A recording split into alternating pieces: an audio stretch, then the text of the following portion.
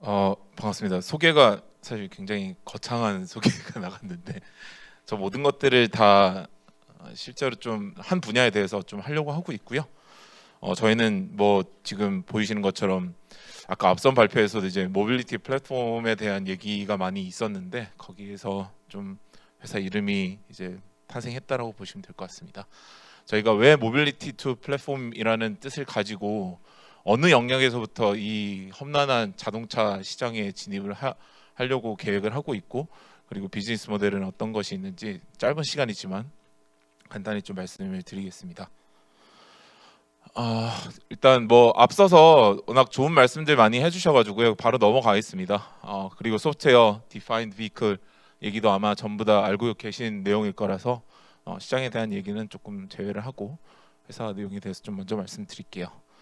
저희 지금 하고자 하는 영역은 간단하게 말씀드리자면 여기 보이시는 이 자동차의 이 의장, 외장 영역의 부품들이 전기차로 이제 전환되면서 상당히 많은 디자인과 기능들로 이제 변화를 하고 있고, 저희는 좀 저런 그 외장품에 대한 이제 새로운 이 전장화 또는 소프트웨어화에 굉장히 많이 집중을 하고 있습니다. 왜 이 부분이 중요하냐고 하냐면, 사실 기존의 이제 완성차사들은 자동차에 대해서 자동차는 바로 이런 것이다, 자동차 디자인은 이런 것이다라고 항상 이제 소비자들에게 제안을 해왔죠. 그리고 한마디로 제시를 해왔습니다. 근데 저는 개인적으로는 앞으로 자동차는 점점 더 이제 소비자에 가까운 형태로 소비가 될 거라고 판단하고 있고, 뭐 제 개인적인 뿐만이 아니라 그렇게 매크로를 예측을 하고 계신 분들도 많을 테고요. 그런 영역에서 이 새로운 형태의 브랜드 아이덴티파이어 또는 새로운 형태의 고객 경험, 이제 UX를 창출하는 데 있어서 외장은 굉장히 중요한 부분입니다. 그리고 그게 단순히 디자인이나 브랜드 측면이 아니라 새로운 형태의 인디케이션, 새로운 형태의 커뮤니케이션을 위한 공간으로 굉장히 많이 활용이 될 거고, 그거는 저희가 주장하는 바가 아니라 글로벌 완성차들이 이미 몇 년 전부터 컨셉으로 굉장히 많이 제시를 하고 있는 상황이라고 보시면 되겠습니다. 보시는 것처럼 뭐 현대자동차에서는 뭐 아이오닉 7이나 아니면 저 상단의 우측은 이제 모비스에서 작년에 UTI라는 컨셉으로 이제 내놨던 이제 자동차 외장형 커뮤니케이션 장치라고 보시면 될 것 같고요. 실제로 허머 EV나 EQS는 사실 저 라이팅 부분이 이제 양산화되지 못했는데, 뭐 캐딜락의 리릭 차종 같은 경우에는 저게 실제로 어느 정도 되게 하위 레벨이긴 하지만 이제 제공이 되고 있습니다. 저희는 아까 앞에서 쭉 많이 말씀하셨던 그 모빌아이라는 회사가 이제 제품을 수직화시켜서 이제 하드웨어, 한마디로 기구물과 그리고 이제 하드웨어 그리고 소프트웨어까지, 그리고 나아가서 아까 말씀하셨던 176조 연산을 한다는 그 칩까지 수직화시킨 그 모델을 저희는 쭉 한번 계승을 해보고자 하고 있습니다. 말 그대로 외장 부품과 그 외장 부품에 들어가는 전장품, 그리고 전장품을 제어하기 위한 제어기, 그 중에서도 제어기에 가장 많이 이제 저희가 포커스를 맞추고 있다고 보시면 될 것 같고요. 초반에 좀 의미 있는 투자를 받았습니다. 시드 때 이제 현대자동차의 이제 아까 말씀 되게 좋은 구조라고 이제 앞에서 두 분 중에 한 분께서 말씀하셨는데, 티어 1 업체들과 같이 이제 하고 있고요. 기구물 하고 있는 티어 1 업체, 그리고 자동차용 소프트웨어 검증 또는 리버스 엔지니어링, 제어기 개발까지 같이 할 수 있는 회사들과 이제 수직화된 협력 구도를 만들어서 그들의 영업 이제 네트워크를 그대로 개성하고 있습니다. 그래서 2022년 7월, 올해 7월에 스텔란티스, 테슬라, 루시드, 카누, 미국 현지 업체들과 킥오프 미팅 가졌고요. 저희가 지금 아까 보셨던 저 장치 제어기, 한마디로 외장형 LED 커뮤니케이션 장치를 이제 자동차에서 요구하는 인터페이스 안에서 제대로 OTA까지 구현 가능한 제어기와 그 하드웨어 품까지 같이 하나로 구성이 된 제품을 가지고 내년 1분기에 이제 미국에서 택쇼를 할 예정으로 일정이 픽스되어 있습니다.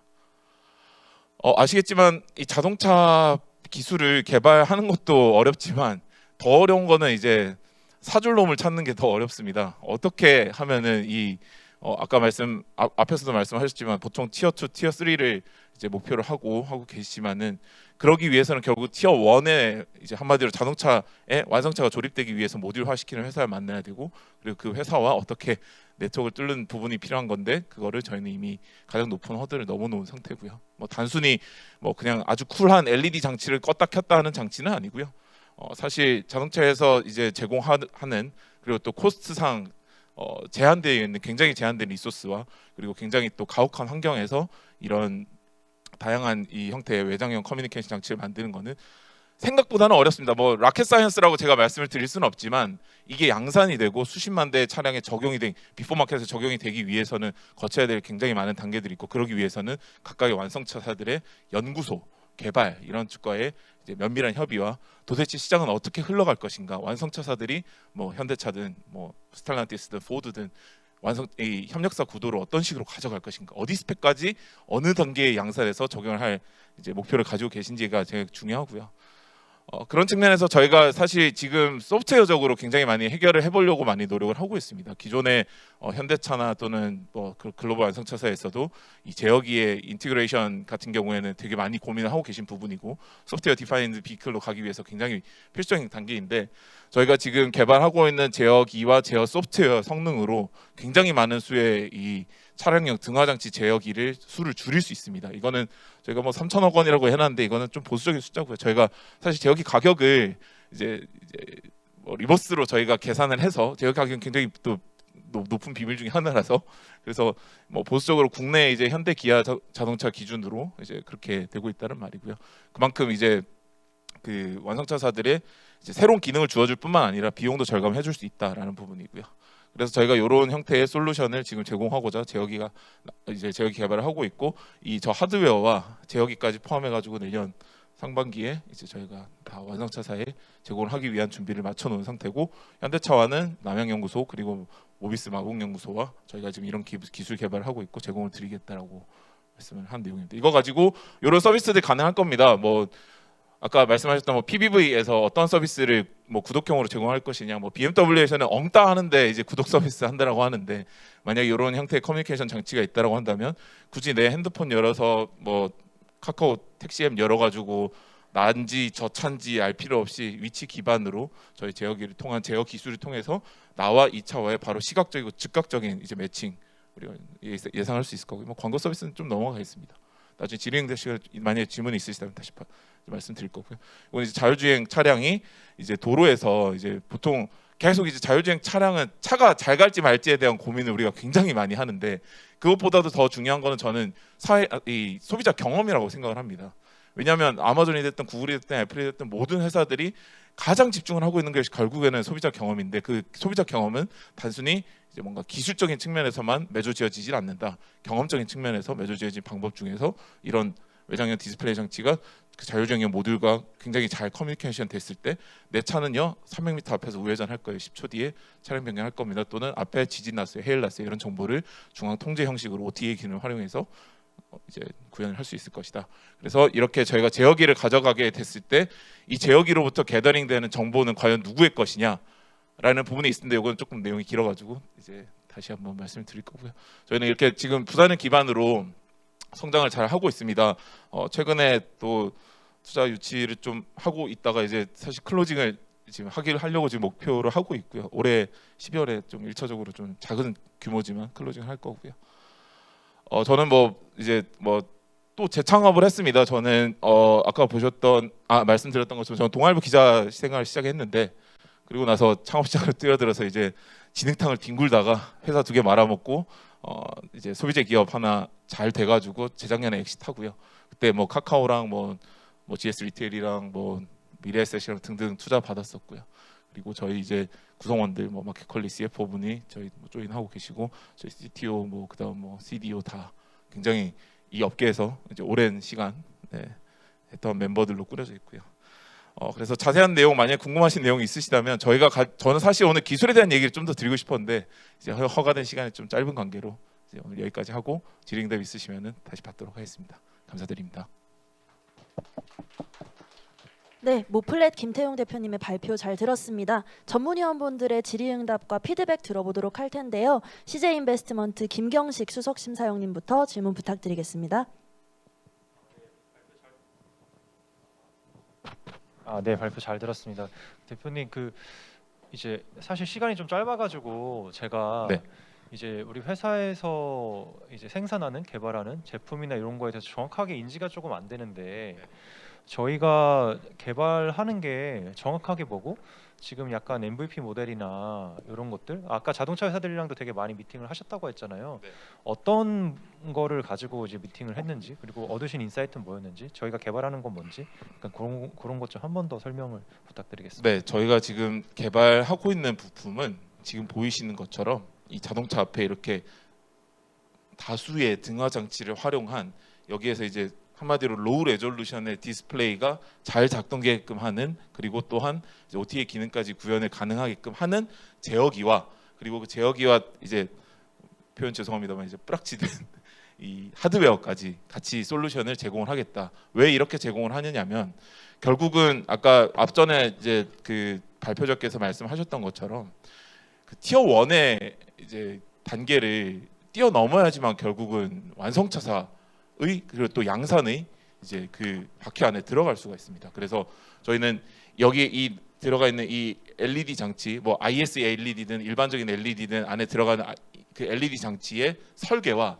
그리고 들어가는 그 LAM, LDM이라고 하는 LED 표현 LED가 붙잡혀 있는 그 회로의 설계 그리고 그 회로를 제어하는 제어기의 설계를 하고 있다라고 보시면 됩니다. 그거를 이제 완성차사에서 요구하는 일정 수준의 이제 보안 수준, 뭐 ISO 26261이랄지 뭐 ASIL 등급을 어디까지 해달라 또는 뭐 뭔가 UN 레귤레이션을 만족시키는 사이버 보안을 해달라 그런 레귤레이션에 다 맞게끔 소프트웨어 이제 구조를 저희가 설계를 하고 그 설계된 소프트웨어에 의해서 구성된 제어기를 완성차사에 납품을 하는 비포 마켓을 목표로 한마디로 수주 시장을 목표로 하고 있는 회사라고 보시면 될 것 같습니다.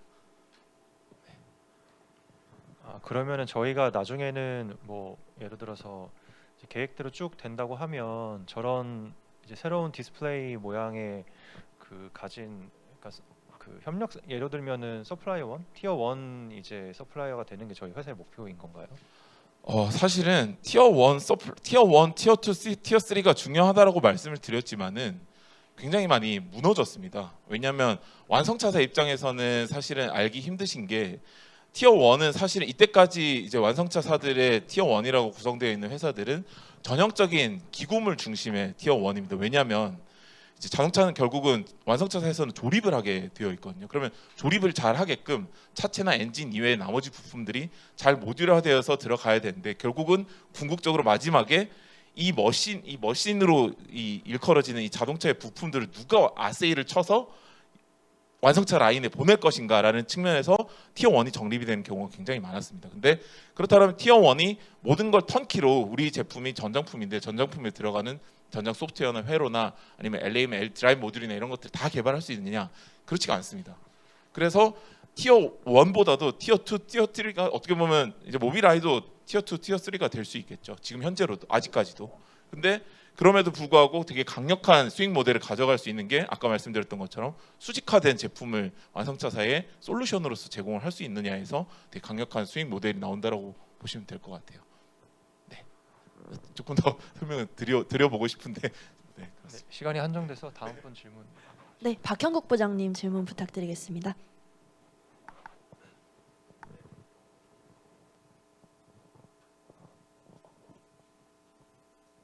네, 발표 잘 들었고요. 뭐 사실 이게 좀 어려운 분야인데 시간이 한정돼 있어서 되게 굉장히 많이 좀 스킵을 하신 것 같아서 맞습니다. 네, 그런 부분에 대한 커뮤니케이션이 조금 이제 부족했을 것 같아요. 근데 일반적으로 지금 우리가 이제 ECU라고 하는 것들을 지금 OEM에서 통합을 하려고 하고 있고 그거의 헤게모니를 누가 가져갈 거냐, 뭐 모비스가 가져갈 거냐, 뭐 이런 얘기들을 많이 하고 있잖아요. 이제 그럼에도 불구하고 사실 ECU 안에서도 뭐 칩셋 단위가 있고 그 위에 네트워크 스택, 뭐 보안 스택 이렇게 쭉 깔아 올라가는데 이것들을 다 한 군데서 못 하거든요. 그것도 다 외주를 맞춰서 뭐 잘 아시는 것처럼 뭐 NXP나 르네사스가 뭘 하고 또 보안 스택은 또 어디서 뭘 하고 이런 식으로 하고 있는데 지금 우리 회사 같은 경우는 이러한 ECU를 구성을 하는데 그림을 그리는 건 저도 충분히 이해를 했거든요. 근데 그 부분에서 우리의 역할 역할과 외부에서 서포트를 받아야 되는 역할과 그것들이 아레나리 좀 명확하게 구분이 되어 있어야 될 것 같아요. 그래서 우리가 전부 다 할 수 있다라는 거는 사실 인력 구성 면에서도 지금 저한테는 좀 설득이 안 되기 때문에 그런 부분을 조금 설명해 주실 수 있으실까요? 사실은 이 제품을 만드는 데 있어서 제일 어려운 부분이 무엇이냐라고 한다면 저는 차라리 이 껍데기를 택할 겁니다.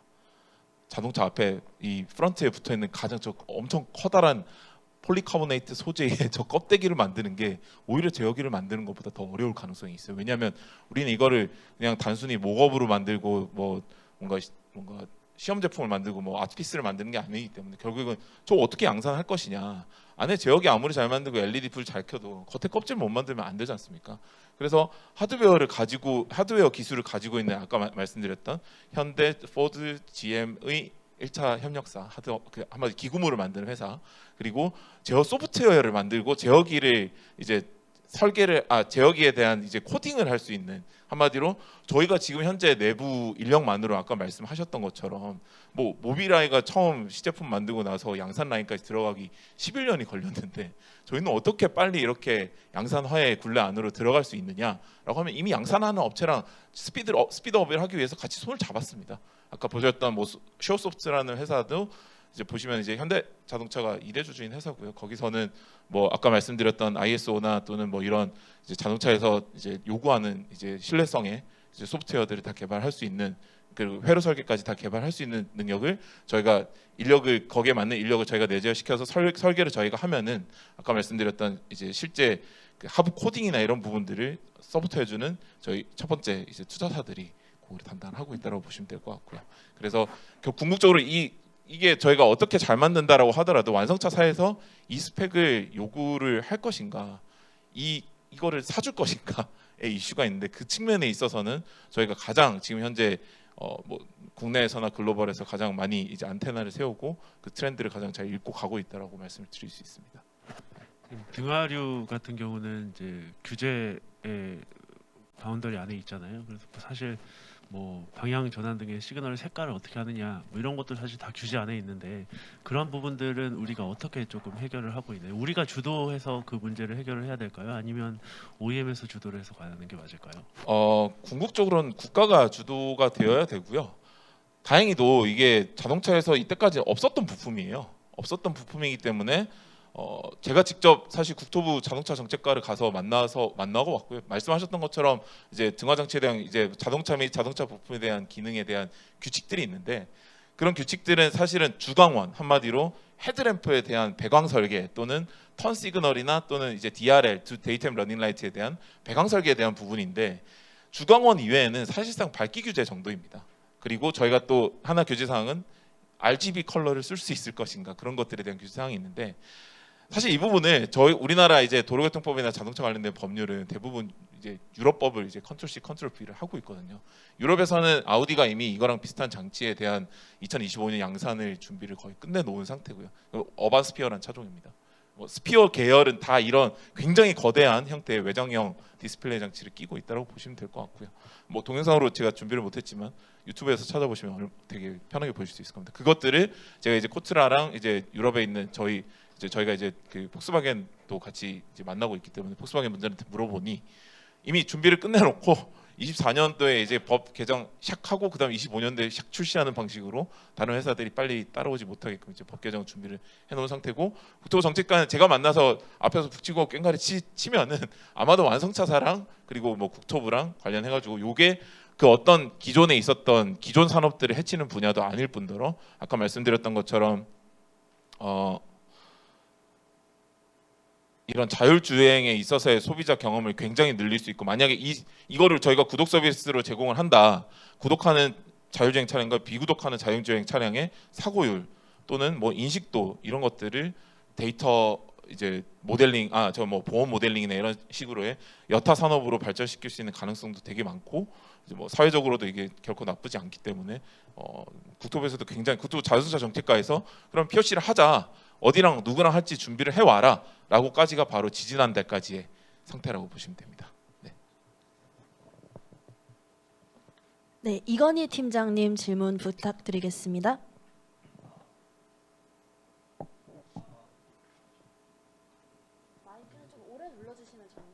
네, 대표님 발표 잘 들었습니다.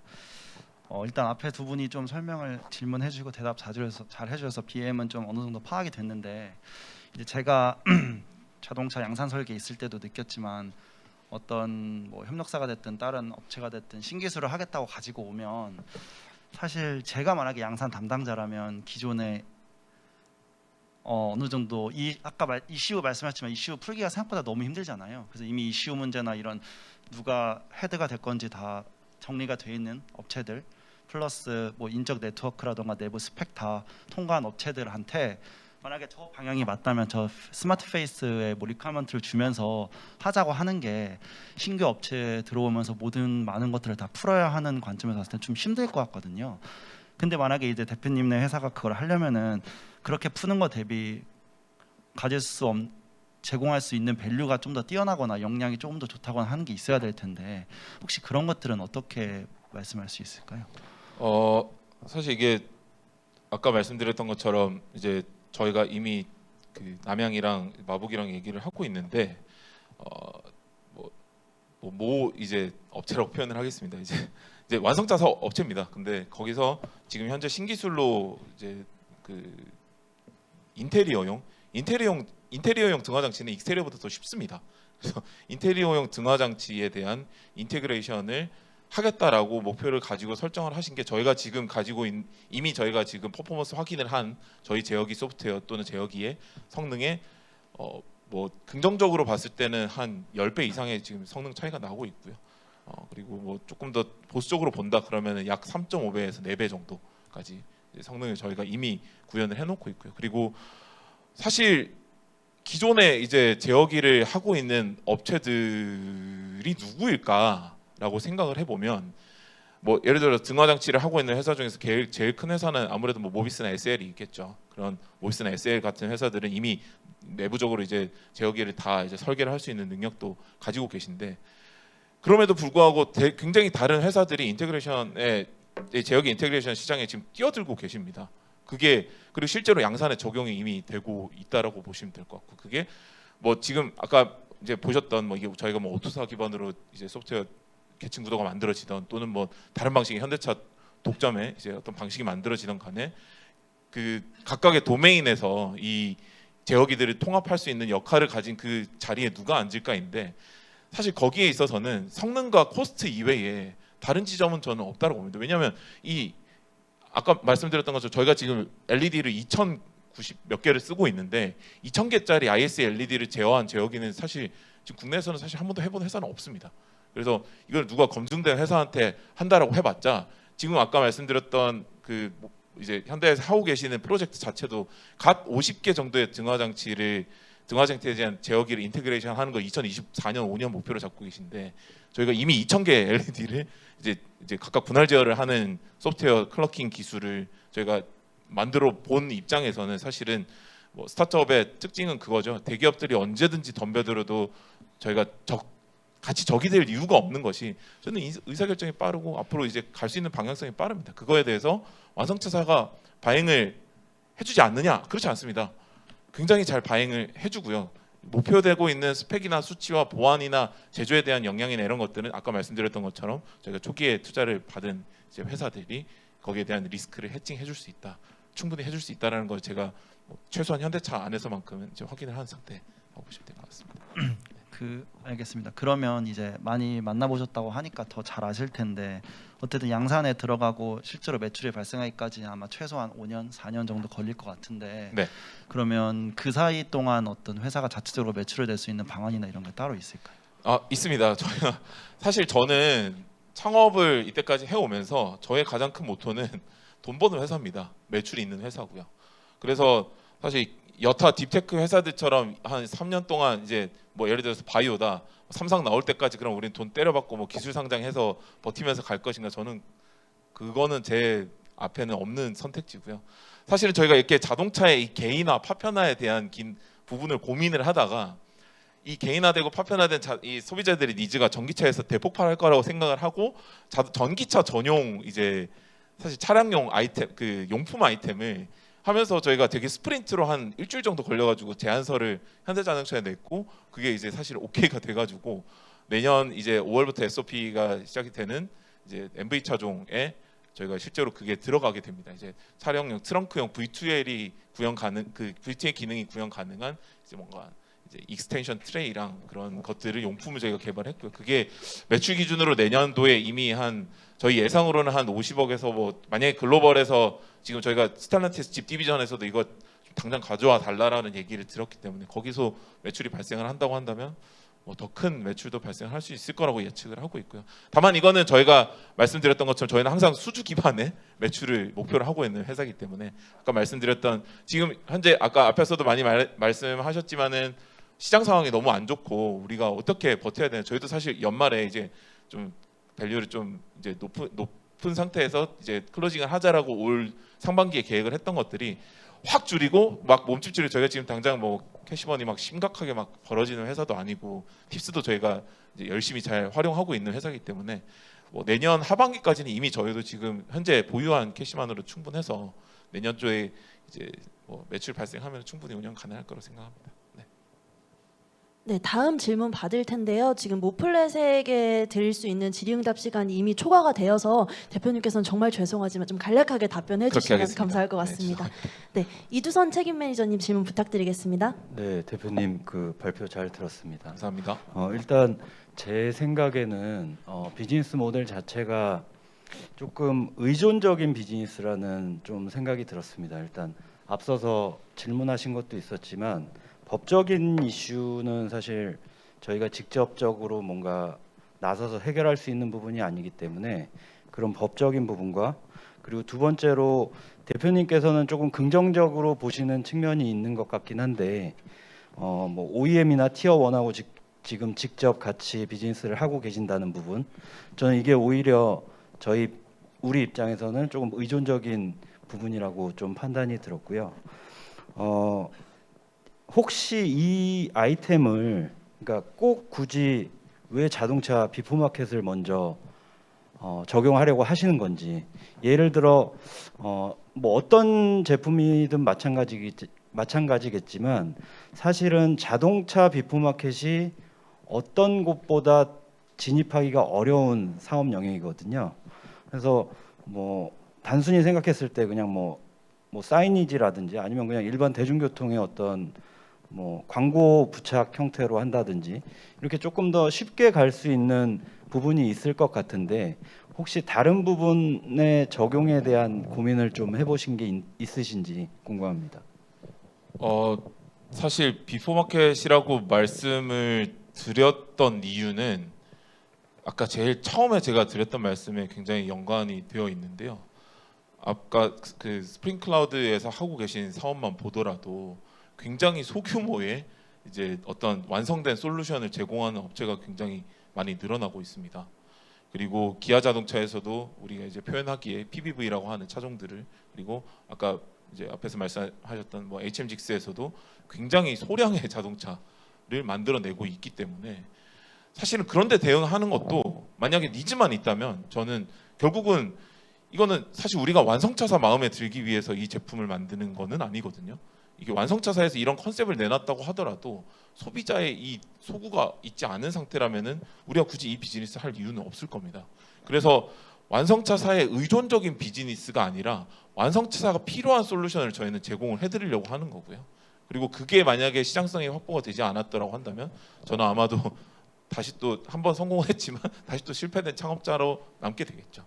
하지만 이 시장을 가장 이제 기민하게 보고 있는 게 누구인가라고 하면 그 중에 저희는 반드시 이제 손가락 안에 꼽힐 수 있을 거라고 저는 생각을 하고요.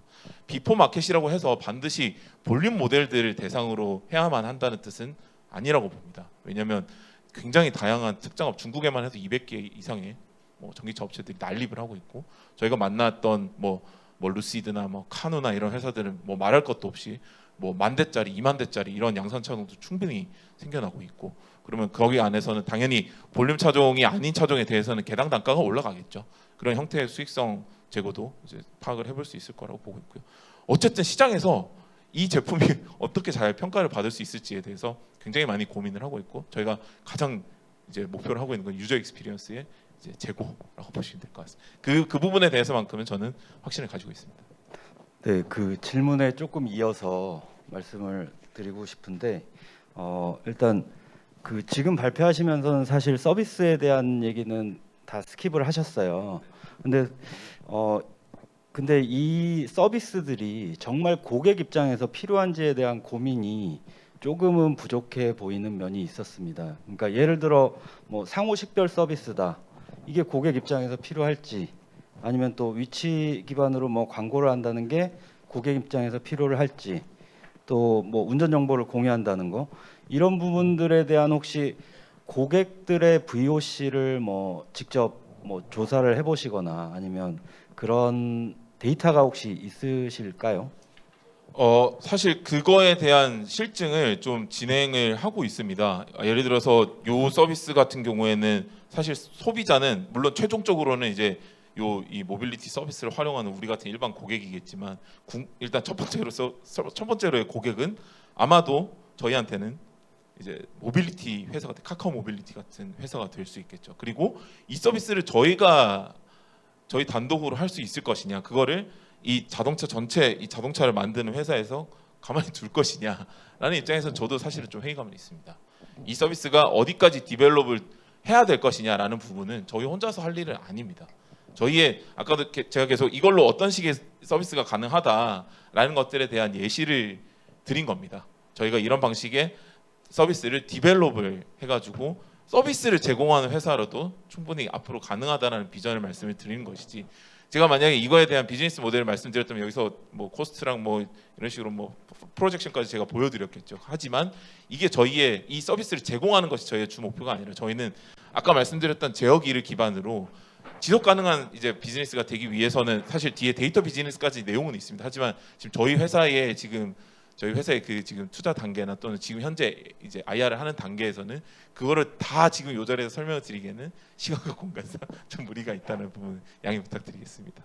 네, 마지막으로 한 마디만 더 말씀을 드리고 싶은 게 있는데 비포마켓을 보통 이제 고집하시는 분들이 애프터마켓을 안 보시는 경우가 많이 있어요. 근데 거꾸로 뭐 예를 들면 블랙박스 같은 경우는 사실은 애프터마켓에서 먼저 엄청 많이 팔리고 그렇게 이제 고객들한테 당연한 걸로 여겨지기 시작하니까 이제는 다시 OEM들이 블랙박스를 직접 넣고 있는 상황이거든요.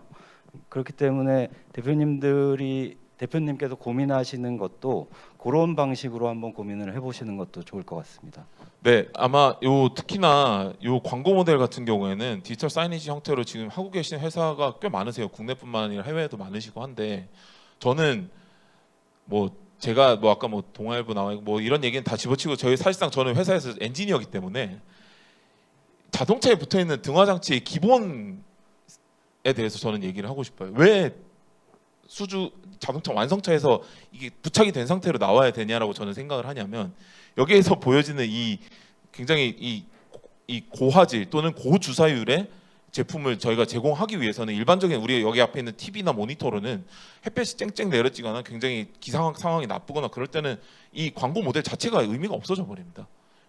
그러면 예를 들어서 우리가 뭐 알래스카에서 이 차의 광고 영향을 테스트할 때랑 그리고 아리조나 사막에서 이 광고 영향을 테스트할 때 퍼포먼스가 너무 달라지죠. 그래서 뭐 애프터마켓에서 이런 제품들이 나왔을 때의 또 단점은 뭐 허들이겠죠. 뭐 예를 들어서 PBV 사업자들이 이거를 차에다가 장착을 하고 그리고 메인터넌스를 하고 문제가 있었을 때 갈고 그리고 뭔가 또 다른 제어기를 부착하고 그거에 대한 또 메인터넌스를 그거 자체가 굉장히 높은 허들이다.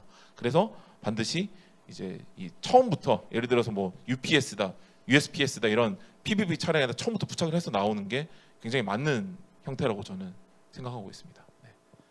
그리고 애프터마켓도 당연히 되면은 너무 좋죠. 네. 네, 그럼 마지막으로 조아림 심사위원님 질문 부탁드리겠습니다.